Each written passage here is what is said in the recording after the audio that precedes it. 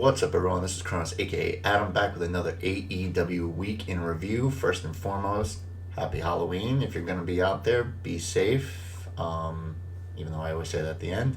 As always, what I like to do is I like to review and recap everything that happened in the week of AEW, from BTE to Dark to Dynamite, give my thoughts, if there are any big news items that came up. And so we have a supersized edition of Dark with one of my, just something I've been talking about and harping on for so long that it finally happened. Cutler and Avalon, but I will get to that when I get to it. And a lot of setup for Full Gear as well, some big matches now. So we'll just jump right into it. Let's go here. So we got BTE. So the title of this episode is Dark Order Halloween Party. So you know it's going to be pretty ridiculous. So we get Matt coming into the room. The EVP room says he has an iPhone F for future. They're basically just giving him shit. Cutler and Nick saying that it's just the same features as everything else. But he says there's only two that have been beta tested, which, they never really said who had the other one. So they show a shot from earlier today. He gets a picture with Christopher Daniels, who came in. They're going over his test for the day. Matt finally looks at the pics that he took. He sees Nick as the TNT champ, and he's really pissed off because obviously the whole joke is that they would never go singles run. He sees best friends murdering Cutler because obviously that bit has been going on forever.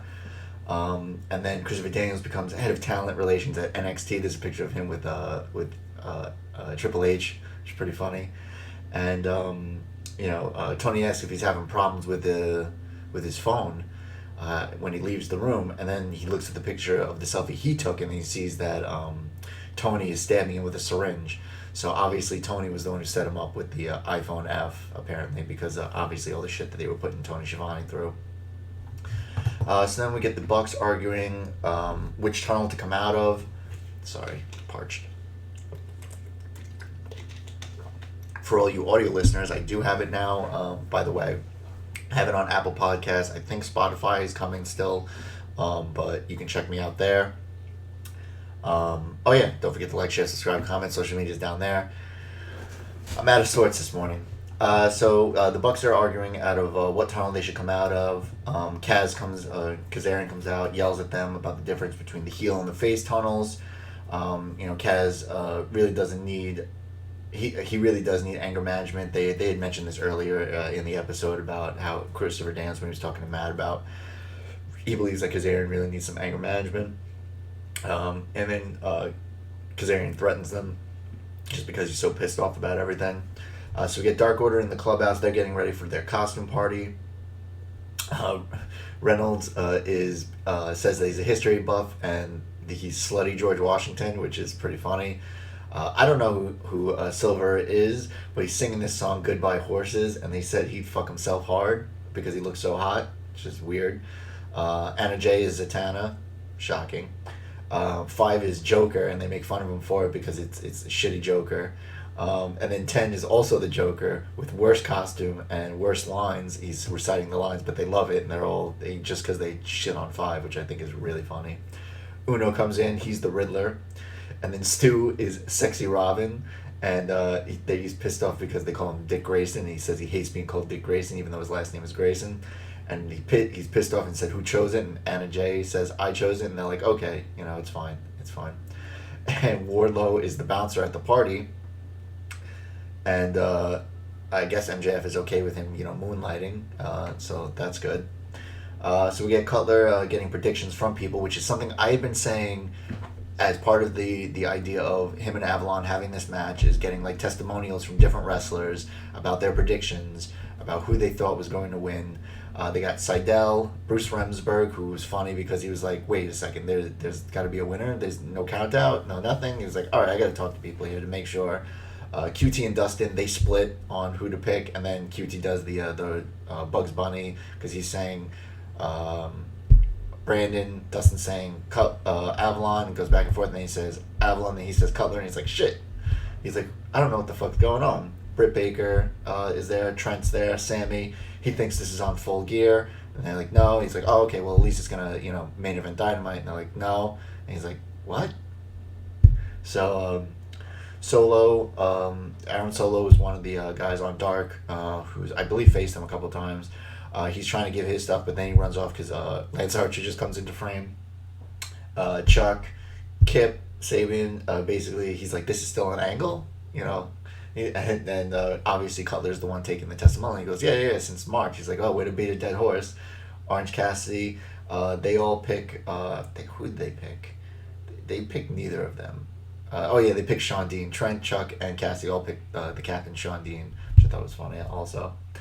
We're back in the Dark Order clubhouse. Broken Matt comes in. Silver thinks it's somebody wearing a costume.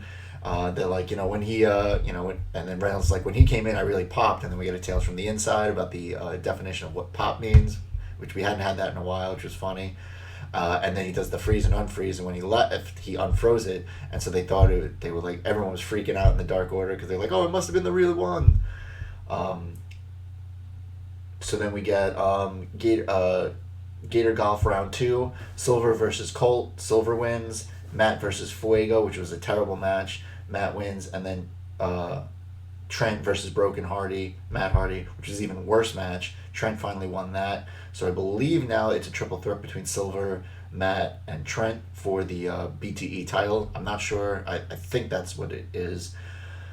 So we get Matt asked Eddie to cut a promo on a pumpkin basket. He basically says he never had a trick or treat where he came from. It was really good. It was really funny. You got to check it out. Because anytime Eddie Kingston cuts a promo on an inanimate object, kills it. So we get the Dark Order party. So Leva Bates is there, Nyla's there, Sammy's there, and then Griff Garrison comes in, and Wardlow thinks that it's Jungle Boy, and he's like, hey man, no hard feelings on that match, and that's a great Griff Garrison costume, which I thought was pretty funny. Private Party tries to come in. Basically, they're on the list of not invited people, and they said because it's a public party, everyone's getting all crazy and partying. Brandon's allowed in. But then we show some footage from FTR and the Bucks from Dynamite. There's a montage of Matt's antics throughout the past few weeks, super kicking people and just being an overall dick. Nick helps him up because he's like, yo, we gotta go, we gotta do this thing, and they start walking down the hall. We don't know where, but we find out later, which I'll get to, and that is BTE for the week. Dark Order Halloween Party. Some really fun stuff. Obviously, they were following up on what I've been saying about Avalon and Brandon Cutler.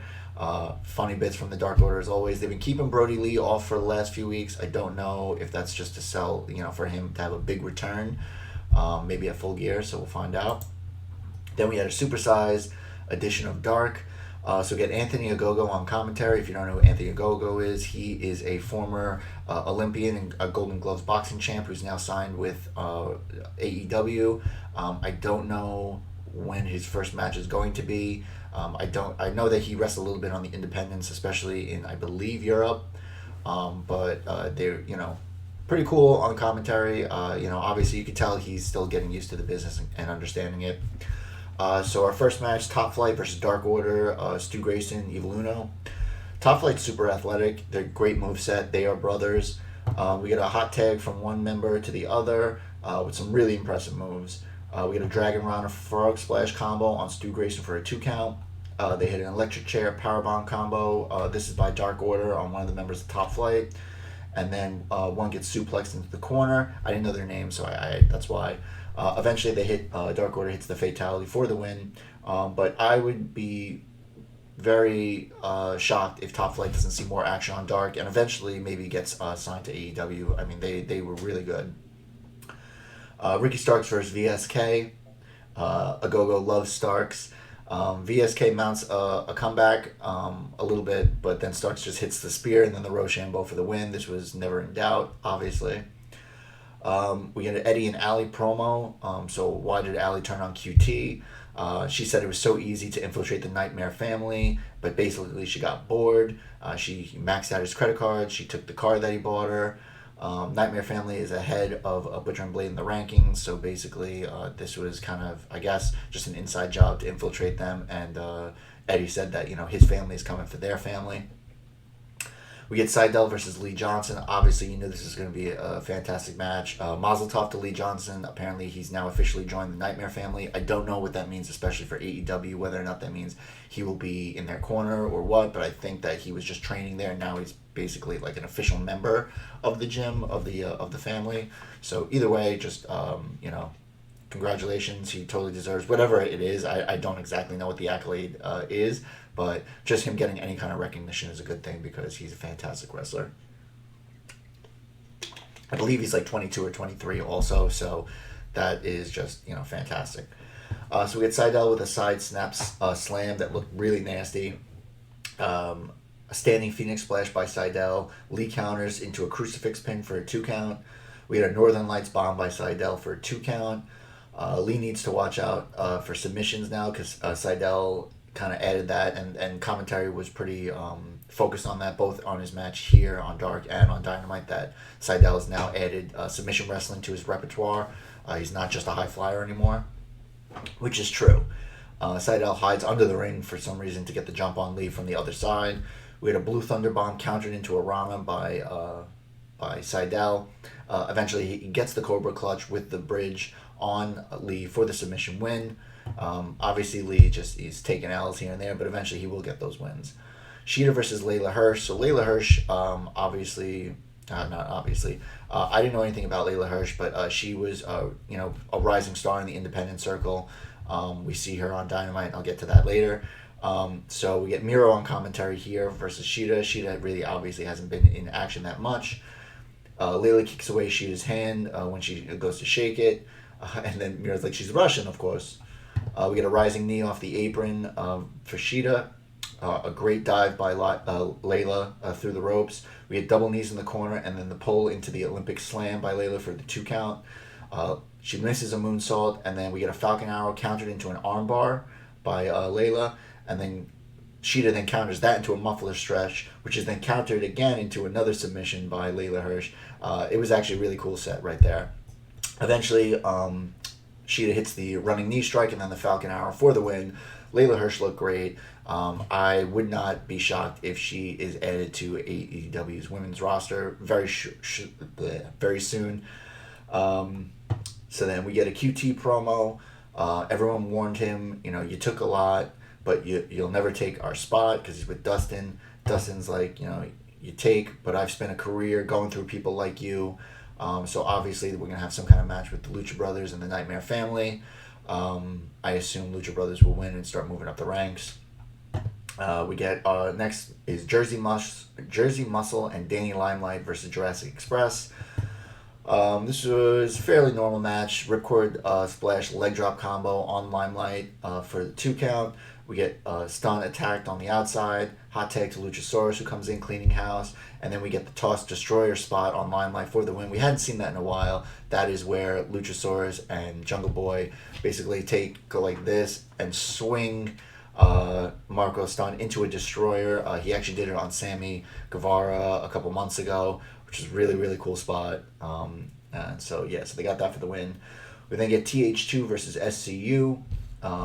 So this was obviously, one of those matches where both members are, obviously signed, established members of the roster. Miro's still on commentary, says he gave Kip the video game Best Friends Destroyed as a wedding gift, so we get a little more background into why they were so heated about the destruction of the video game. So Kaz and Angelico had a good match a couple weeks ago, and there's obviously still beef between them. SCU, good isolation on Jack Evans. We get the THQ focusing on Christopher Daniels' legs. Standing Sky Twister by Evans while he was in the Navarro special by Angelico for a 2 count. We get a powerbomb neckbreaker combo on Evans for a 2 count. We get Kaz with the surprise roll-up on Evans for the win, but TH2 gets the last laugh because they get the post-match attack on SCU. No Scorpio Sky here. I don't know if that's on purpose or just that he was not around, but he wasn't able to help his boys. We then get Anna Jay versus Catalina Perez. Brandy's on commentary for this one. Apparently Anna attacked her on her YouTube show, Shot of Brandy. So the other day when I was talking about how what's his name? Silver came out to Brandy's match saying that he wants to be on Shot of Brandy, which is basically her YouTube show on AEW's YouTube channel where she does.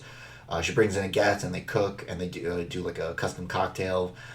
So against her better judgment, she said she let Silver in, and at the very very end, Anna comes in and attacks her. It was a little cheesy, but obviously furthering the storyline between them.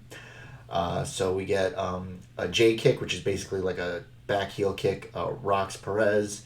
Anna's in control for most of the match. Eventually hits the rear naked choke for the win. Our next match, we get...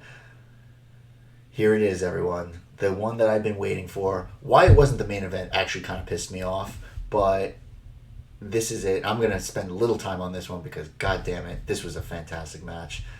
Peter Avalon, Brandon Cutler. This was for all the marbles for the first win in AEW. No countouts, no disqualification. There had to be a winner. So Avalon is out first.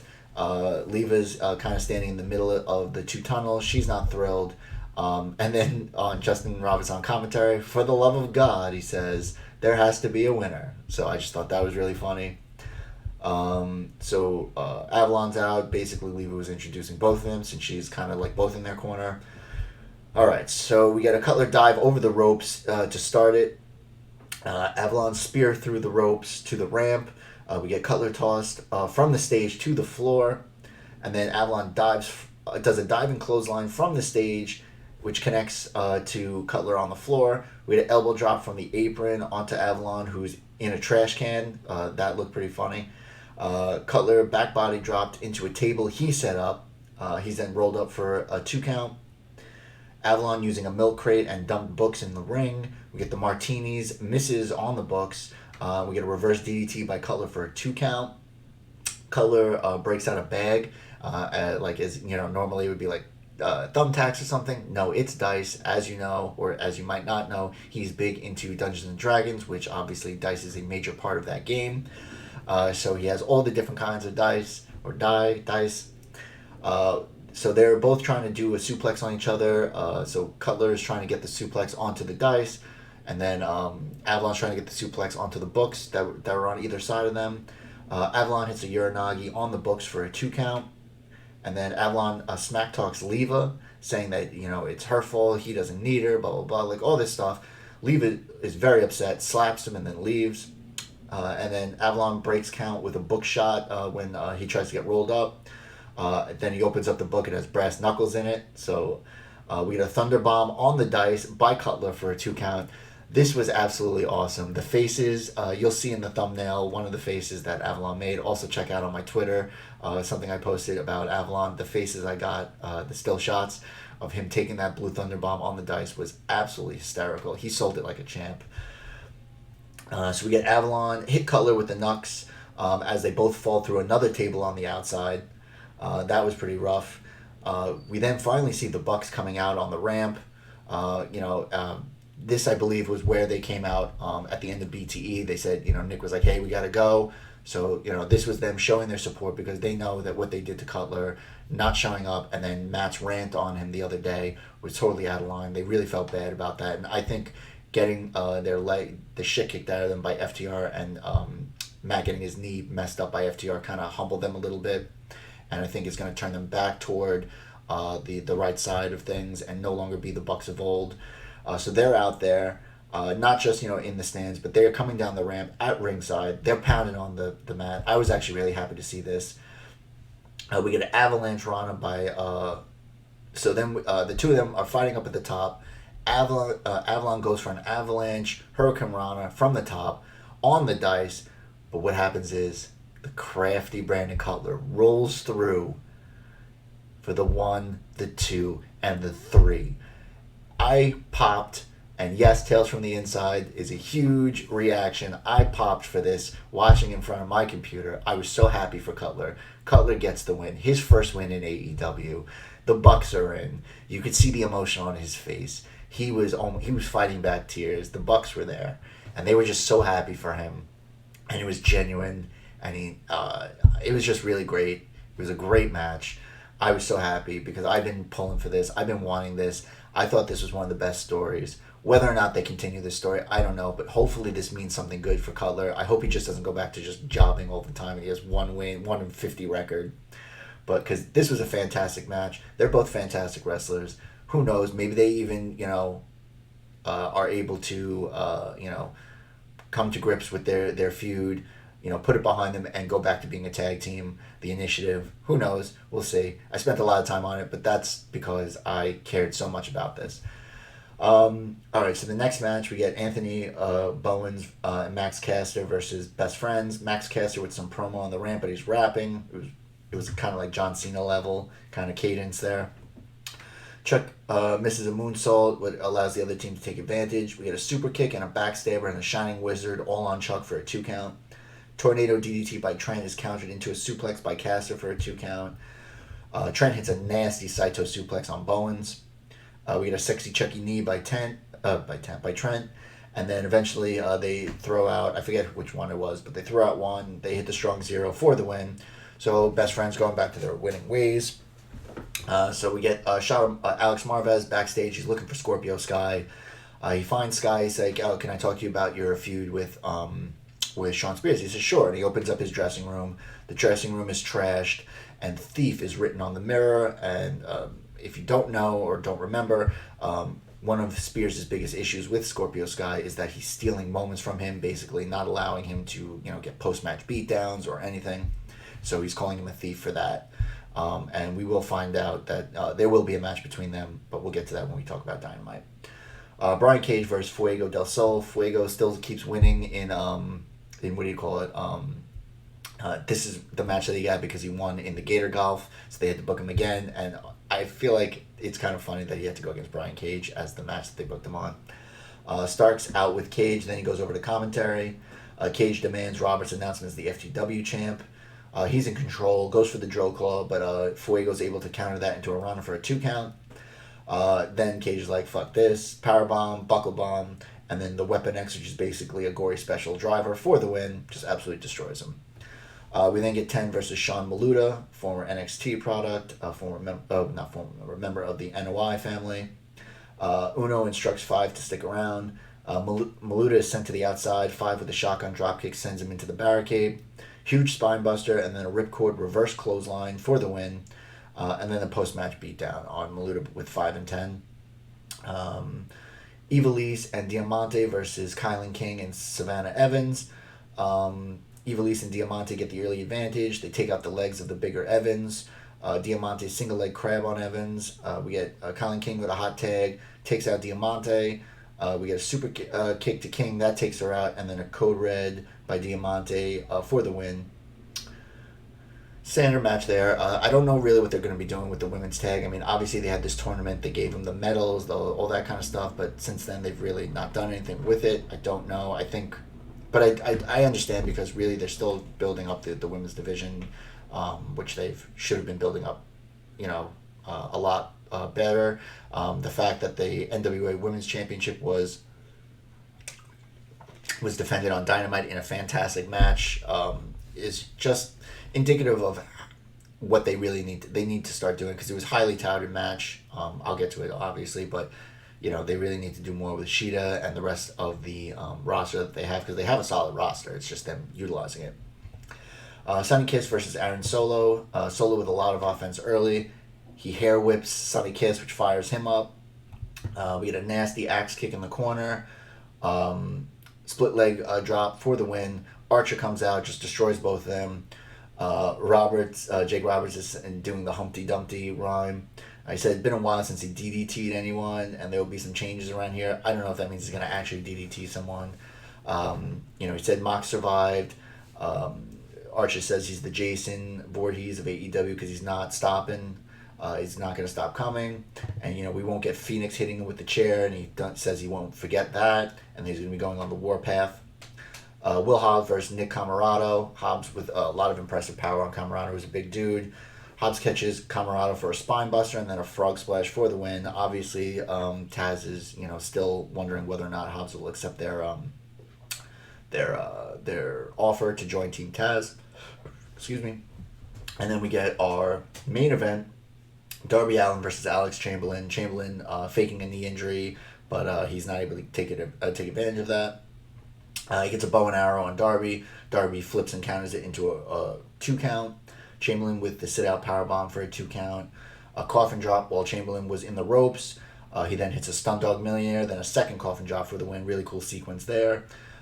Ricky distracts as Cage attacks him from behind. They start to try and beat him down. Hobbs comes out with a chair, seemingly saying, like, I'm not really joining Team Taz, but still they want to find out, whether or not he wants to join. So there you have it. That is AEW Dark.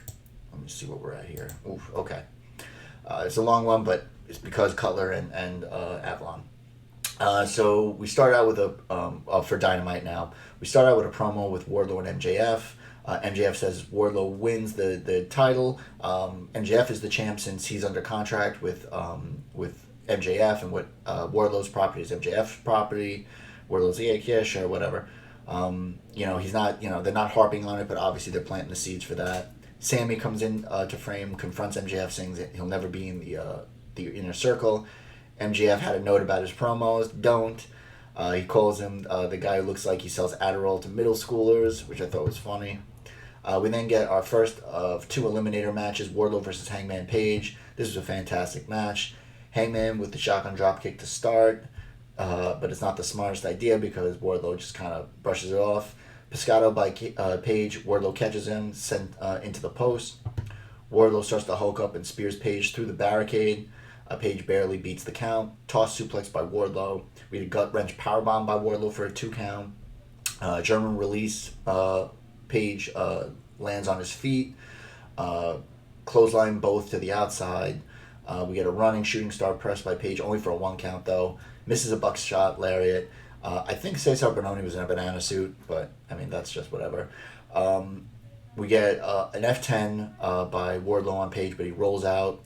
We get Wardlow trying something from the top, but Page hits an avalanche fall-away slam, which was huge. And then he has to hit 2 buckshots. The first one only gets Wardlow to 1 knee. The second one is just absolute, just meat slapping meat there. And I know, phrasing. Page wins, celebrates with a beer. So he moves on to the finals of the Eliminator Tournament. So we get a Mox promo. Full Gear is not going to be business. This is personal. Everything else before that was business. He's not just going to defend the title. He's going to weaponize it. There's no room for this Eddie Kingston in AEW. We see Eddie doing like prayers with the rosary. He says he crushes everything. Windpipes, egos. And he's going to do the same to Eddie. Eddie Kingston versus Matt Sydal with a recap of the Bunny from Dark. And they're out with Butcher Bunny and the Blade.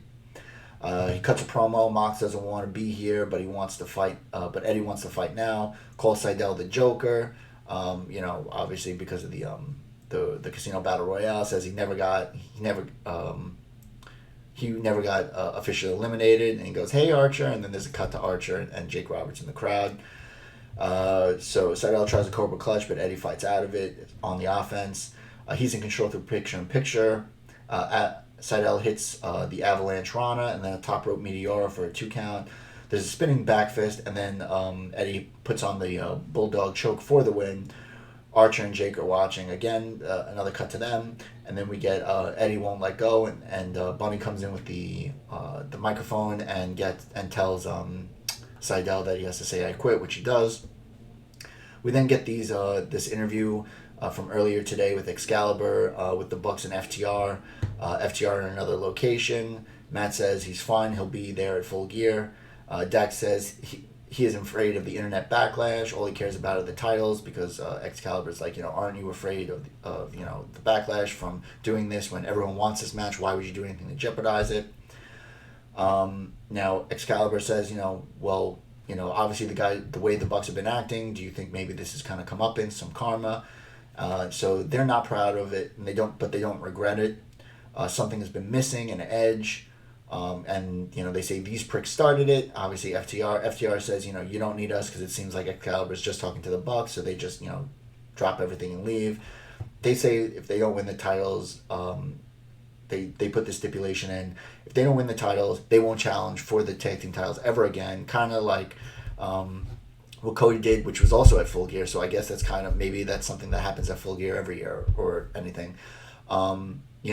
Normally you'd say, oh, obviously that's telegraphing the Bucks win, but because we saw Cody lose that, I think it is a little different because there are no other tag team titles as opposed to where, there's obviously other singles titles that Cody can go after, hence him winning the TNT title. I don't know at this, but at the same time, I do think the Bucks will win just because, that's a little spoiler alert for my preview and predictions, but we now get the Inner Circle Town Hall hosted by Tony and Dasha. No Jake Hager. He was actually training for a UFC fight, which he won, so Mazel Tov on that. MJF without Wardlow. I think he's still, recovering from the match. So we get Luchasaurus with the first question, and basically he asks, how can he contribute to the earning potential of the Inner Circle? And MJF has a graph. Post MJF, you see sky's the limit. Pretty funny. Britt Baker and Reba come out. Reba mocks the girl from the Trump Town Hall who's hitting on Chris Jericho, which I thought was pretty funny. MJF has had a track record with bad friendships. Jericho says he isn't a dipshit like Cody and he would kill him if MJF turned. Avalon just shoots his shot, wants to join the Inner Circle. They laugh him off. And then we get Eric from, I forget, somewhere in Wyoming, and it's Eric Bischoff. Jericho's face is great when he sees Eric Bischoff. He says a 3-pronged question. Uses a JFK quote, what can you do for the, don't ask what your country can do for you, but what you can do for your country. Basically, what can he do for the Inner Circle? And he can give them friendship, MJF says, which is just grown. And he said, what is it the Inner Circle can do for MJF? And, he says, you're the total, you're kind of like the total package like Chris Jericho was. What can they do for you? And he's like, no, I'm not kind of like it. I am the total package. And I'm not the best team player, but he can, the Inner Circle can teach him how to be a team player. Jericho obviously was a prima donna, and Tony yells at Jericho to shut up because he's trying to interrupt Eric. And he says, would you two end up killing each other? Jericho wants to know. MJF goes off on what haven't I done for you? I've given you gifts. I did a song and number for you, blah, blah, blah. So Jericho says, you haven't beat me, but I'm going to give you the chance to. At Full Gear, you win, and you're in the Inner Circle, one-on-one. And then MJF says, you realize I would do anything to do this, and I mean anything. And Jericho says, I wouldn't have it any other way. Ortiz goes off on MJF saying next week it's he and Sammy versus MJF and Wardlow, which is funny because I guess because they hate him the most, and Santana kind of, I guess, is on the fence about this. I assume MJF and Wardlow will win. But yeah, that's going to be a fantastic match. I don't know actually. I don't know if they're going to put him in the Inner Circles because, Jericho's been taking L's a lot lately. So we get last night on Dark recap of the Hobbs match. Taz promo, almost kind of like Technique by Taz. He's given Hobbs credit with Starks and Cage with him, but he still hasn't accepted the offer. And he has very little time to accept it. But here's the thing, he literally came out and defended Darby Allin with a chair against them, so it's I don't understand. Lumberjack match for the TNT title, Cody versus Orange Cassidy. I wasn't a big fan of this one. I thought this was really sloppy. So we get Cassidy hits the Superman punch, Crossroads. There's a Superman punch attempt, there's a Crossroads attempt, there's a mousetrap attempt, all in the first moments of the match. They're all trying to end it quickly. Cody with a massive arm whip into the corner. Uno grabbing the boot of Cody to distract him. So obviously you have your heels and your faces, although it's pretty funny how that I thought was interesting. So we get Cody showboating and Arn was pissed off. We get a hug on the outside with Cassidy. Cody dragging Screw in the ropes. Best friends catch Cody as he falls off the apron, but then they just drop him, which I thought was funny. And then Trent hits a sucker punch on Cody, so it's funny because normally the faces will always, help the face, and the heels always, help the heel and vice versa and whatever. This was funny because this was the face side, not punching out the other face. So Cassidy hits a swinging DDT for a 2 count. We get the lazy splash on Cody, but he gets the knees up. Cody's in control during picture-in-picture. Cody and Cassidy being beat up by the heel side, both of them. The Lumberjacks come in, a brawl ensues. Cody superplexes Cassidy off the top onto all the Lumberjacks. Get a Cody Cutter for a 2 count. Cassidy hits the Stun Dog Millionaire, diving DDT, Beach Crush, only gets the 2 count. Then one of the members of Dark Order comes in to distract the ref. Silver gets a pump kick on Cassidy, and then armed with a cheap shot on Cassidy, Crossroads by Cody for the win. Lumberjack Brawl comes in. Darby's watching from the rafters, and then we see the Gun Club clearing the ring, which they make a point of that Cody is taking notice of that. But I just thought it was a little sloppy. I didn't like okay, why? I mean, Cassidy's never going to get the title, I guess. I would have liked it maybe that just completely breaks down, becomes a triple threat at Full Gear. That's what I would have preferred, but it is what it is. I like that the Gun Club, we'll find out later, will be in a match next week. I think Austin Gunn is really underrated. I've been watching a lot of his matches on Dark. Obviously, Billy is Billy. I mean, Billy's great. Even at his age right now, still moves pretty good. So we get backstage with Marvez and Best Friends. Miro and Kip show up, and they fake that they forgive Best Friends for what happened. They attack. Miro tosses Trent into the wall in their dressing room and just beat the shit out of them. So obviously that match is going to happen too. Whether or not it happens at Full Gear or on Dynamite, we'll see. We then get, as I alluded to earlier, the NWA Women's title, Serena Deeb versus Layla Hirsch. And yes, you heard that correct. Serena Deeb is the NWA Women's Champion. She won it off of Thunder Rosa, I believe, the day before this taping on AEW's show. I don't know what this means for Thunder Rosa. There are a lot of rumors swirling that she either is joining AEW full-time or possibly NXT, WWE in some capacity. I'm not sure. Usually you would think that because, taking the title off someone before they leave and go somewhere else, you don't want to obviously have their title holder leave. So we'll find out about that. Layla looked great on Dark, as I said. Because it was so soon, it's the title which actually NWA does has the face of the champion on it. It still has Thunder Rosa's face on it. That's how soon this happened. So fantastic chain wrestling between the two. Hirsch with the double knees and the drop kick in the corner. Deeb with a hangman neck breaker on the ropes. Hirsch is taking control on the left arm and shoulder of Deeb. Hirsch is in control during picture-in-picture. We get the German release by Hirsch. She goes up for the moonsault, again misses it like she did on Dark. We get neck breakers by Deeb, and then a single leg crab with the arm capture for the submission win by Deeb. Fantastic match. Hopefully we get more of Serena Deeb on AEW. We've seen her, I believe, in 2 matches so far, or 3 matches now total. She's fantastic. Marvez with Shida backstage. Shida says she wants Nyla at Full Gear because Nyla said that she will not wrestle again until she gets Shida. So that match will be happening. Shawn Spears versus VSK. Immediately goes for the C4, hits that for the win. While he's about to beat up VSK post-match, he's being heckled by a guy in a bull mask. We know obviously who that's going to be. He brings the guy into the ring. All of a sudden, it's Scorpio Sky, hits the TKO, and then celebrates over a knocked out Shawn Spears. So then we get a rundown of the Full Gear card, which is going to be spectacular. I'll go over that, as we get closer. Next week, Chris Jericho will be on commentary. Ortiz and Sammy versus MJF and Wardlow. Miro versus Trent. Spears versus Sky. Cody and the Gun Club versus Colt, Silver, and 10. And Mox and Eddie will come face to face. I believe this will be the go-home show for Full Gear.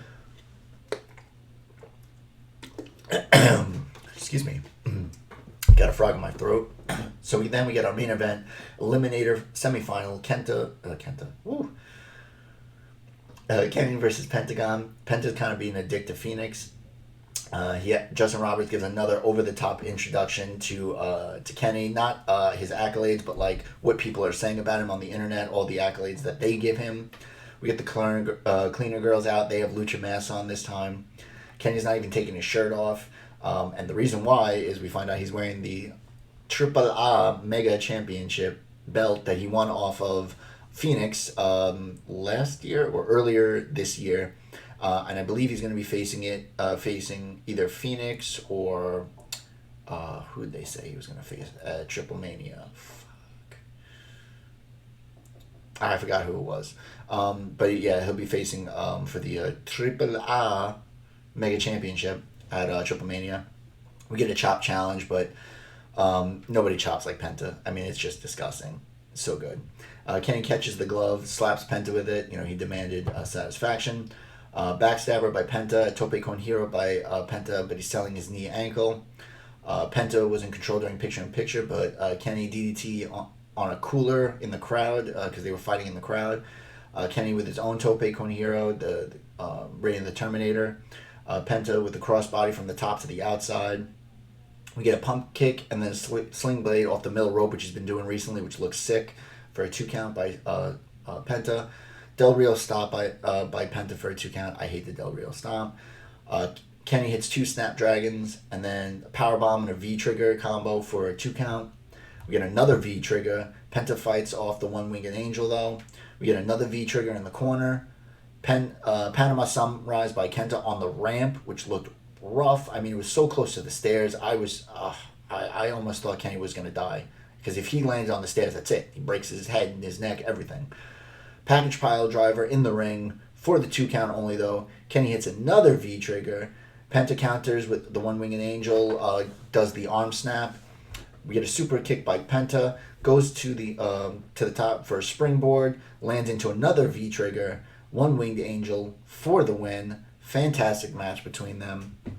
So it is now, as we predicted, Hangman versus Kenny Omega at Full Gear, the Eliminator Tournament finals. The winner gets the first crack at whoever the champion will be, whether it's Jon Moxley or Eddie Kingston. It'll be Jon Moxley. And there you have it. That is Dynamite for the week. That is AEW for the week. As always, I give my match of the week. And there might have been better matches, but it is, without a shadow of a doubt, Brandon Cutler, Peter Avalon. The winner gets their first win. It was Brandon Cutler, the lead up to this match. I've been talking about this ad nauseum. I've been so happy for this. Cutler got his win. The Bucks came out to celebrate. The visuals of Avalon getting the Blue Thunder Bomb on the dice, his facial reactions. I mean, there's just so many moments to it. I was so happy. I popped hard for it. Congratulations to Brandon Cutler. He absolutely deserved it. So there you have it. As always, don't forget to like, share, subscribe, comment. Social media is down there. And, as I said earlier, happy Halloween. If you are going out with yourselves or your children, obviously be safe. And obviously I will be doing my WWE Weekend Review, so check for that as well. So as always, be safe, love each other, and bye now.